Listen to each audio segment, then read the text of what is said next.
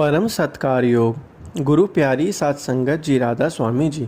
संगत जी, आज मैं आपको एक ऐसी सच्ची और अविश्वसनीय घटना सुनाने जा रहा हूँ जो हाल ही में डेरा ब्यास की पावन धरती पर घटी और इस चमत्कार का साक्षी पूरा डेरा बन गया। यह कोई साधारण घटना नहीं है, यह खुद हजूर जी के द्वारा घटित ऐसा चमत्कार था जिसने यह बात बिल्कुल स्पष्ट कर दी कि हजूर जो बड़े महाराज जी अलग नहीं हैं, बल्कि एक ही आत्मा के दो रूप हैं। यह वाक्य उन सभी के लिए जवाब है जो आज भी इस बात को लेकर असमंजस में। कुछ लोग मानते हैं कि हजूर जी बड़े बड़े महाराज जी का दूसरा रूप है, जबकि कुछ लोग इसे मानने को तैयार नहीं हैं। लेकिन संगत जी, जो बात मैं आपसे साझा करने जा रहा हूँ वो केवल शब्द नहीं बल्कि जीती जागती मिसाल है कि बड़े महाराज जी ही आज हजूर जी के रूप में हमारे बीच मौजूद हैं। अब आप खुद ही सोचिए, कोई कितना भी शंका करे, लेकिन जब मालिक खुद अपने कार्यों से अपनी पहचान प्रकट करें तो फिर वहाँ किसी और प्रमाण की ज़रूरत नहीं रह जाती। करीब 3 से 4 महीने पहले की बात है। कुछ बहनें नामदान लेने डेरा ब्यास आई थीं, लेकिन जैसे ही उन्हें पता चला कि नाम हजूर जी देंगे तो वह वहाँ से उठकर चली गईं। उनका कहना था, हमें तो बाबा जी से ही नाम लेना है, हजूर जी से नहीं। अब सोचिए संगत जी, नामदान देने की जिम्मेदारी हजूर जी को किसने सौंपी? यह कोई साधारण निर्णय नहीं था, खुद बाबा जी ने उन्हें यह आदेश दिया। हमारे लिए बाबा जी का हर शब्द, हर आदेश अंतिम होता है, फिर चाहे नामदान हजूर जी दें या खुद बाबा जी।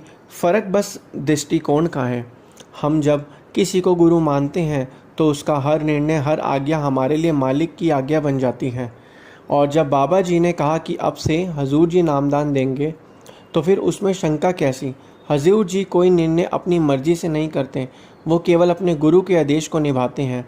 अब मैं आपको वो घटना बताता हूँ जो इस सच्चाई को और भी पुख्ता कर देती है कि हजूर जी वही आत्मा है जो पहले बड़े महाराज जी के रूप में हम सबके बीच थी।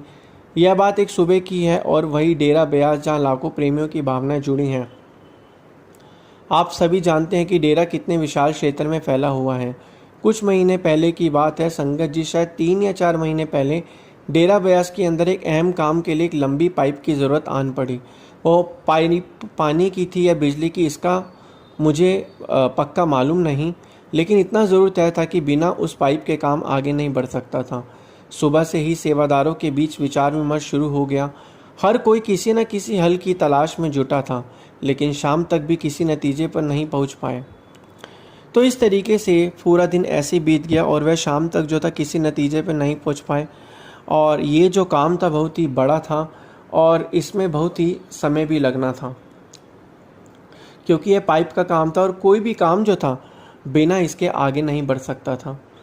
तो ठीक इसी तरीके से जब इसमें समय लगा और जब लोगों को पता चला कि ये काम इतना बड़ा है तो विचार विमर्श शुरू हो गया। हर कोई किसी न किसी हल की तलाश में जुटा था, लेकिन शाम तक भी किसी नतीजे पर नहीं पहुंच पाए। समस्या यह थी कि जहां से वो लाइन जोड़नी थी वो स्थान मेन पंडाल से करीब 5 से 6 किलोमीटर की दूरी पर था। अब आप सोचिए संगत जी, 1 किलोमीटर भी अगर किसी को पैदल चलना पड़े तो हम थकने लगते हैं, और यहाँ बात 5 से 6 किलोमीटर लंबी पाइप बिछाने की थी। सीधी ज़मीन में नहीं, ज़मीन के नीचे खुदाई बिछाने का काम, दोबारा मिट्टी भरना, मतलब समय, श्रम और संसाधनों का एक बड़ा मामला।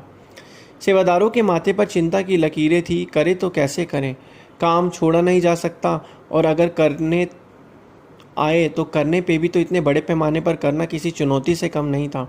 पैसा, मेहनत, वक्त, सब कुछ बहुत भारी लग रहा था। और सबसे बड़ी बात यह भी थी कि वो पाइप उसी समय चाहिए थी, देर नहीं हो सकती थी। पूरा दिन इसी सोच में निकल गया। एक तरफ सवाल थे, दूसरी तरफ अनिश्चितता। कोई कहता हजूर जी से पूछे, कोई कहता पहले रास्ता तलाशो, लेकिन रात तक भी कोई ठोस हल सामने नहीं आया। अगली सुबह फिर वही हाल, वही परेशानी, वही उलझन। सबके मन में एक ही बात थी, कहाँ से शुरू करें, कितना खोदना पड़ेगा, और क्या ये सब जल्दी हो भी पाएगा? सोचिए संगत जी, अगर आपसे कोई कहे कि आपको ज़मीन के अंदर 6 किलोमीटर लंबी पाइप डालनी है तो आप भी एक बार सोच में पड़ जाएंगे। ये काम ना तो आसान था ना छोटा।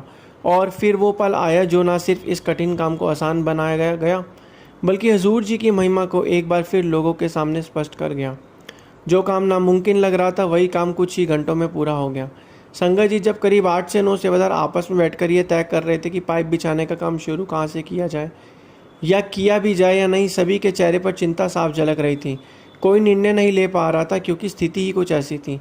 एक ज़रूरी पाइप बिछानी थी, लेकिन दूसरी थी और बहुत ज़्यादा दूरी भी थी, करीब 6 किलोमीटर। और काम इतना बड़ा था कि खर्च, समय और मेहनत सब कुछ भारी लग रहा था। इसी उलझन के बीच अचानक से हजूर जी वहाँ खुद पधार गए।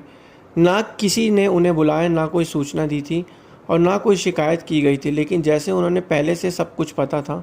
हजूर जी वहाँ पहुँचे और मुस्कुराए और बोले, क्या हुआ, क्या बात है, सब इतने परेशान क्यों हैं? सेवादार उन्हें सामने देखकर चौंक गए। किसी ने कल्पना ही नहीं की थी कि हजूर जी इस तरह अचानक उनके बीच आ जाएंगे। सबने हाथ जोड़कर विनम्रता से कहा, हजूर जी, कल से हम इसी बात को लेकर परेशान हैं। एक ज़रूरी पाइप बिछानी है जो पानी या बिजली की सप्लाई के लिए है, पर वो लाइन जिस जगह से आनी है वो यहाँ से करीब 6 किलोमीटर दूर है। काम बहुत बड़ा है, अगर आप कहें तो शुरू कर दें, पर इसमें समय भी बहुत लगेगा, शायद 1 महीना, और खर्च भी बहुत ज़्यादा होगा। हम इसी बात में उलझे थे कि करें या ना करें। हजूर जी ने 2 पल शांत होकर सोचा और फिर एक सेवादार को पास बुलाकर बोले, जाओ खुदाई वाला औजार ले आओ। सेवादार थोड़ा हैरान हुआ, बोला, हजूर जी क्या करना है? हजूर जी ने हल्के से मुस्कुराते हुए जवाब दिया, तब तुम बस ले आओ। सेवादार दौड़कर औजार ले आया। फिर हजूर जी ने ज़मीन की एक खास जगह की और इशारा किया और कहा, यहीं खोदना शुरू करो। संगत जी, ध्यान से सुनिए। जैसे ही ज़मीन पर कुछ गहरा खोदा गया, वहाँ से एक पाइप अपने आप बाहर आ गई। सच में एक पूरी पाइप पहले से वहाँ ज़मीन के नीचे मौजूद थी, और यह वही पाइप थी जिसे सेवादार 2 दिन से ढूंढने की कोशिश कर रहे थे। वही पाइप जिसे बिछाने के लिए सब मत्थापच्ची कर रहे थे, वो पहले से ही वहाँ दबा हुआ था। 6 से 7 किलोमीटर लंबी पूरी पाइप पहले से बिछी हुई थी, बस दोनों सिरों को जोड़ना बाकी था। अब सेवादारों के लिए काम बेहद आसान हो गया। वह तुरंत कनेक्शन पर लग गए और जो काम 1 महीने में होने की उम्मीद थी वो महज 2 घंटे में पूरा हो गया। लेकिन संगत जी, उस समय सेवादार सिर्फ पूरा काम होने से नहीं चौंके थे। उनके मन में एक ही सवाल घूम रहा था, हजूर जी को कैसे पता था कि वहाँ पहले से पाइप मौजूद था? ना वहाँ कोई निशान था, ना कोई रिकॉर्ड। और सबसे हैरानी की बात है, वो पाइप नई नहीं थी, वह वर्षों पहले कभी डाली गई थी, लेकिन समय के साथ ज़मीन में दब गई थी और उस पर रास्ते तक बन चुके थे। सेवादार आपस में बात करते रह गए, यह पाइप कब डली, किसने डाली? संगत जी, अब आप ही सोचिए। उस जगह पर पाइप के बारे में किसी को कुछ नहीं पता था, ना कोई नक्शा था, ना कोई दस्तावेज, ना कोई पुरानी जानकारी या पहचान। ज़मीन के नीचे वो पाइप जैसे पूरी तरह से खो चुकी थी, और फिर भी हजूर जी ने बिल्कुल सटीक उसी जगह पर इशारा किया जहाँ वो पाइप दबी हुई थी। यह कैसे संभव हो सकता है? संगत जी, सोचिए ज़रा, जैसे कोई अपने ही घर में कोई चीज़ ज़मीन में गाड़ दे और फिर बरसों बाद भी उसे याद रहे कि कहाँ रखी है। ठीक वैसे ही वो पाइप भी उसी आत्मा ने बिछाई थी, और आज वही आत्मा वापस आकर खुद उसी स्थान की ओर इशारा कर रही थी जहाँ वही आत्मा जो पहले बड़े महाराज सावंत सिंह जी के रूप में हमारे बीच थी, वही आज हजूर जी के रूप में सेवा कर रही है। जब सेवादारों ने उस पाइप को ज़मीन से निकलते देखा तो उनकी आंखों को यकीन नहीं हुआ। पहले तो सब हैरान खड़े रहे, फिर धीरे धीरे सबकी आंखें भर आईं। संगत जी तो वहीं खड़े होकर रोने लगे, क्योंकि 2 दिन से जिस चिंता और परेशानी में डूबे हुए थे उसका समाधान हजूर जी ने पलक झपकते कर दिया। और सबसे बड़ा चमत्कार तो यह था कि वो पाइप जो इतने सालों से ज़मीन में दबी पड़ी थी, अब भी पूरी तरह से सही सलामत थी। जब सेवादार ने जांच की तो पता चला कि यह पाइप बड़े महाराज जी के सामने बिछवाई गई थी, और आज के समय में इसका कोई रिकॉर्ड नहीं था। लेकिन हजूर जी ने सिर्फ उसे खोज निकाला, बल्कि यह भी जता दिया कि जो आत्मा कभी उस पाइप को बिछवाने वाली थी, वही आत्मा आज इस रूप में हमारे सामने है। अब आप ही बताइए संगत जी, क्या यह प्रमाण काफ़ी नहीं कि बड़े महाराज जी ने हजूर जी के रूप में वापसी की है? और अगर अब भी किसी के मन में संदेह रह गया तो उसका कोई इलाज नहीं। अब संगत जी, आइए इस वीडियो में आगे बढ़ते हैं और डेरा ब्यास से जुड़ी एक और दिलचस्प बात सुनते हैं। बहुत से लोग, खासकर वो जो सत्संगी नहीं, उनके मन में यह सवाल बार बार आता है, ये जो सेवादारियाँ दिन रात तन मन धन से सेवा करती हैं, उन्हें इसके बदले में क्या मिलता है? तो यह सवाल जो है संसारी लोगों के दिमाग में आता है, तो उससे क्या होता है? क्या बाबा जी इन्हें सैलरी देते हैं? आज हम इन्हीं सवालों का जवाब लेकर आए हैं। एक बार की बात है, एक नामी कंस्ट्रक्शन कंपनी के कुछ अधिकारी डेरा ब्यास आए। यह लोग सत्संगी नहीं थे, बल्कि सिर्फ डेरा परिसर का इंफ्रास्ट्रक्चर देखने और उससे प्रेरणा लेने के उद्देश्य से आए थे, ताकि वे अपने काम में कुछ अच्छा सुधार कर सकें। इसलिए कंपनी ने पहले से बाबा जी से मुलाकात के लिए समय ले रखा था। जब वह कंस्ट्रक्शन कंपनी के अधिकारी बाबा जी से मिलने पहुंचे तो बाबा जी ने बड़े प्यार से सेक्रेटरी साहब को इशारा किया और कहा, इन मेहमानों को डेरा अच्छे से दिखा देना, हर चीज़ विस्तार से समझा देना, और हाँ, इन्हें चाय नाश्ता जरूर करवाना, बिना सत्कार के मत भेजना। बाबा जी के आदेश पर सेक्रेटरी साहब उन अधिकारियों को लेकर डेरा भ्रमण पर निकल पड़े। जहाँ जहाँ वह गए उन्होंने देखा कि हर स्थान पर सेवादार पूरी तन्मयता से और समर्पण सेवा से जुटे हैं। कोई सफाई कर रहा है, कोई निर्माण कार्य में लगा है, कोई लंगर में सेवा कर रहा है। यह देखकर वो अधिकारी चकित रह गए। उनके मन में एक स्वाभाविक सवाल उठा और उन्होंने सेक्रेटरी साहब से पूछ ही लिया, आपके ये सेवादार इतनी मेहनत कर रहे हैं, इनकी सैलरी कितनी है, इनका पैकेज क्या है? सेक्रेटरी साहब ये सुनकर हल्के से मुस्कुरा बोले, इनका सैलरी पैकेज इतना बड़ा है कि दुनिया की कोई भी कंपनी इतनी तनख्वाह नहीं दे सकती। यह जवाब सुनकर वह लोग थोड़े हतप्रभ पे रह गए। बोले, माफ़ कीजिए लेकिन हम आपकी बात समझ नहीं पाए। तब सेक्रेटरी साहब ने घटना सुनाकर उन्हें समझाया। बोलो, सालों पहले की बात है। उन्होंने ऐसा बताया, डेरा ब्यास में एक सेवादार सेवा करने आया करता था और जब भी वो आता बाबा जी की आंखों में एक अलग ही चमक आ जाती थी। उनके चेहरे पर जो एक मुस्कान थी, इतनी प्यारी मुस्कान खिल उठती थी। अब आप सोचेंगे ऐसा क्या खास था उस सेवादार में, तो जान लीजिए वह कोई आम आदमी नहीं था। अगर कहा जाए वह किसी शहर का राजा था तो भी कम नहीं होगा। उसके पास सब कुछ था दौलत, बड़ी बड़ी कोठियाँ, लग्जरी गाड़ियाँ, शोहरत, और उसका नाम दुनिया के अमीर लोगों की सूची में आता था। लेकिन फिर भी उसके दिल में एक अधूरी प्यास थी और वो प्यास केवल डेरा ब्यास से जुड़ी थी। बचपन से ही उसका झुकाव संत मत की ओर था और उसके माता पिता पक्के सत्संगी थे और उसी माहौल में उसने सांस ली थी। दुनिया चाहे उसे कॉर्पोरेट की बैठकों और अंतर्राष्ट्रीय सौदों का खिलाड़ी समझे, लेकिन जब कभी डेरा ब्यास से सेवा का बुलवा आता तो बिना एक पल गवाए सब कुछ छोड़ देता, मीटिंग्स रद्द कर देता, करोड़ों के कॉन्ट्रैक्ट टाल देता और सीधे डेरा चला आता। और आप सोच भी नहीं सकते, जो इंसान करोड़ों की कार में बैठकर डेरा आता है वो यहाँ आकर सड़कों पर झाड़ू लगाता था, कभी लंगर में दाल परोसता तो कभी मिट्टी ढोता। उसे इस बात की परवाह नहीं थी कि उसके महंगे कपड़े गंदे हो रहे हैं या लोग क्या कहेंगे। उसके लिए सेवा ही असली दौलत थी।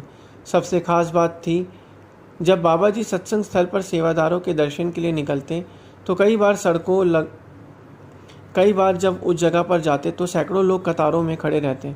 बाबा जी सभी को दर्शन देकर आगे बढ़ जाते बिना कोई विशेष प्रतिक्रिया के, लेकिन जैसे ही उनकी नज़र उस खास सेवादार पर पड़ती उनके चेहरे पर एक सजीव मुस्कान आ जाती थी। संगत जी, मुस्कान कोई एक बार की बात नहीं थी, वो बार बार दोहराई जाती रही, चाहे दिल्ली सेंटर की सेवा हो या डेरा ब्यास की। हर बार जब बाबा जी की नज़र उस सेवादार पर पड़ती उनके चेहरे पर एक शांत और प्रेम से भरी मुस्कान खिल उठती। धीरे धीरे यह बात उस सेवादार के मन में घर कर गई। वह सोचने लगा कि बाबा जी मुझे देखकर मुस्कुराते क्यों हैं? क्या मेरी सेवा में कोई खामी रह गई है? क्या मैं कुछ ऐसा कर रहा हूँ जो उन्हें ठीक नहीं लग रहा? यह मुस्कुराहट जो कभी आशीर्वाद की तरह लगती थी अब उसके मन में उलझन बन गई थी। उसने कई बार अपने जत्थेदार से पूछा, अपने 7 सेवादारों से सलाह ली, लेकिन किसी के पास भी इसका जवाब नहीं था। आखिरकार उसके जत्थेदार ने स्वयं बाबा जी के चरणों में विनती की और कहा, बाबा जी, यह सेवादार अब बहुत सोच में पड़ गया है। जब भी आप उसे मुस्कुराकर देखते हैं तो इसके मन में बेचैनी बढ़ जाती है। यह सेवा भी अब पहले जैसी तन्मयता से नहीं कर पा रहा। कृपया करके आप खुद इसे समझा दीजिए। बाबा जी ने बड़ी सहजता और स्नेह के साथ सिर हिलाया और सेवादारों को अपने पास बुलाया।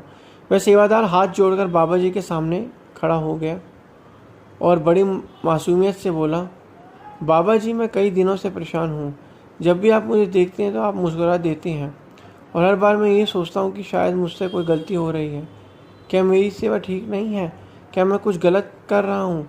बाबा जी ने उसकी आंखों में गहराई से देखा और उस शांत मुस्कान के साथ जवाब दिया, बेटा, तेरी सेवा और बहुत सुंदर है। तू अपने हर काम को बड़े प्रेम, श्रद्धा और समर्पण से करता है। मैं तुझसे बहुत प्रसन्न हूँ, पर मैं तुझसे इसलिए मुस्कुराता हूँ क्योंकि तू मुझे अपने पुराने रूप की याद दिला देता है, वो रूप जो तू कई साल पहले इस डेरा ब्यास की मिट्टी में लेकर आया था। जब भी मैं तुझे देखता हूँ मुझे वो ही आत्मा, वही समर्पण, वही पुरानी छवि फिर से दिखती है। सेवादार यह सुनकर थोड़ा चकित हो गया, थोड़ा चौंका, विनम्र स्वर में बोला, बाबा जी, मैं तो बचपन से ही डेरा आता रहा हूँ। सेवा करता रहा हूँ, जैसा हूँ वैसा ही शुरू से हूँ। हाँ, उम्र के साथ चेहरा थोड़ा बदल गया है, पर मेरा जीवन तो ये है। बाबा जी ने प्यार भरी मुस्कान के साथ सिर हिलाया और बोले, नहीं बेटा, मैं इस जन्म की नहीं, मैं तेरे पिछले जन्म की बात कर रहा हूँ, जब तू एक मजदूर था। ये सुनते ही वह सेवादार भीतर तक हिल गया। उसकी आंखें बाबा जी के चेहरे पर टिक गईं, जैसे कोई बच्चा गूढ़ रहस्य को समझने की कोशिश कर रहा हो। बाबा जी ने उसकी उलझन को अपने स्नेह से पिघलाते हुए आगे कहा, उस जन्म में तू एक सीधा साधा मजदूर था, रोजी रोटी के लिए दिहाड़ी किया करता था। तू यहाँ इसी डेरा ब्यास में काम करता था और यहाँ पर आता था, लेकिन सिर्फ मजदूरी के लिए तू देखा करता था। कैसे महाराज जी दिन भर सेवा करवाने के बाद शाम को सेवा दर्शन देते थे सबको और अपने हाथों से प्रसाद भी बांटते थे। फिर एक दिन तेरे दिल में एक भाव उठा, आज मैं मजदूरी नहीं लूँगा, आज मैं सिर्फ सेवा करूँगा। गुरु के लिए तूने यह बात अपनी पत्नी से कही। वो सुनकर भावुक होकर बोली, अगर सेवा से गुरु के दर्शन और प्रसाद मिलते हैं तो एक दिन पेटी खाली भी रह गया तो क्या फ़र्क पड़ता है। और संगत जी, उस दिन कुछ ऐसा हुआ जिसने उस सेवादार की ज़िंदगी की दिशा ही बदल दी। उसने पूरी निष्ठा और समर्पण से खुद को सेवा में झोंक दिया, इतनी लगन से कि शायद उसने कभी अपने रोज़गार के लिए भी इतनी मेहनत नहीं की थी। जब बाकी सेवादार शाम के करीब 5 बजे सेवा ख़त्म करके दर्शन लेकर लौटने लगे तो तब भी मिट्टी में ही डूबा रहा। उसे यह भी ध्यान नहीं रहा कि समय कितना बीत गया है, कौन आया कौन चला गया। शाम के समय 7 बज गए। थका हारा जब वो उठा और चारों ओर देखा तो हैरान रह गया। चारों तरफ सन्नाटा था। अब सब जा चुके थे, लेकिन एक व्यक्ति अभी भी वहीं बैठा था। और संगत जी, वो कोई और नहीं, स्वयं महाराज जी थे। महाराज जी ने उसे देखा, एक मधुर मुस्कान के साथ उसे अपने पास बुलाया। उन्होंने उसे अपने हाथों से प्रसाद दिए, दर्शन दिए और प्रेम से कहा, बेटा, मालिक तेरा भला करेगा। संगत जी, उस एक दिन की सेवा, वो भावना और वो समर्पण ऐसा फल देकर आई कि उसी क्षण से उसके भाग्य की रेखा बदल गई। बाबा जी ने उस अमीर सेवादार को बताया, उसी एक दिन के भाव ने तेरे अगले जन्म की नींव रख दी। उसी सेवा के फलस्वरूप आज तू सत्संगी परिवार में जन्मा। मालिक ने तुझे धन दौलत, मान सम्मान और संसारिक वैभव से नवाजा, लेकिन उससे भी बड़ी बात यह है कि तुझे एक बार फिर गुरु की संगत, सेवा और सिमरन का मूल्य अवसर पर दिया है। तेरी पिछली जन्म की सेवा अधूरी रह गई थी, तेरा सच्चा समर्पण अधूरा रह गया था और इसी कारण तुझे फिर जन्म देकर मालिक ने वो अवसर से प्रदान किया है, ताकि तू उस अधूरी सेवा को पूरा कर सके, उस प्रेम को फिर से जगा सके। बाबा जी की बात सुनकर वह भाई एकदम शांत हो गया। उसकी आंखों से अश्रुधारा बह निकली। अब उसके मन में कोई प्रश्न नहीं था, कोई उलझन नहीं बची थी। वह बाबा जी के चरणों में मौन कृतज्ञता के साथ झुक गया और फिर से उसी समर्पण के साथ अपनी सेवा में लग गया। सेक्रेटरी साहब जब ये पूरी बात सुना रहे थे तो वो कंपनी के बड़े अफसर ध्यान से हर एक शब्द सुन रहे थे। जैसे किस्सा पूरा उनकी आंखों में विस्मय और चेहरे पर गहरी सोच थी। अब उन्हें समझ आ गया था कि सेवा के बदले जो मिलता है उसकी कोई सैलरी से तुलना ही नहीं की जा सकती।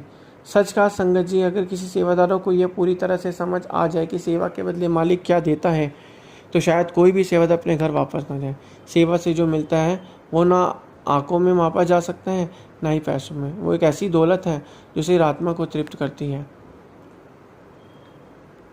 तो इसी तरीके से हमें गुरु की सेवा करनी है, जो उन्होंने हमें वचन फरमाया, उनकी आज्ञा में चलना है।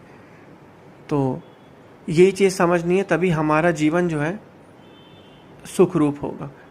गुरु प्यारी साथ संगत जी, राधा स्वामी जी।